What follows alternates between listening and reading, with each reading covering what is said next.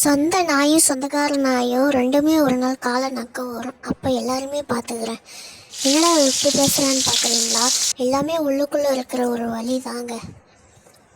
நம்மளுக்கு கஷ்டன்றப்போ யாருமே நம்மளுக்கு உதவுறதுக்கு ஆள் இல்லைன்றப்போ ரொம்ப வலிக்குது மனசு. வீட்டில் ஐர மீன் வாங்கியிருந்தாங்க.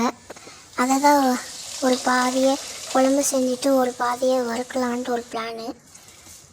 நல்ல வாசனையாக இருக்குது. மீனெல்லாம் போட்டு நல்லா கொதிக்க வச்சு இறக்கிடலாம். இப்போது மசாலா மீன் வறுக்கிறதுக்காக மசாலா ரெடி பண்ணிகிட்டு இருக்கேன். நல்லா மீனை கழுவி பாருங்க எப்படி இருக்குது. நல்லா மசாலா போட்டு முக்கி குளிப்பாட்டி தவா மேலே போட்டு சாப்பிட்டா எப்படி இருக்கும். டேஸ்ட்டு வேறு லெவல்.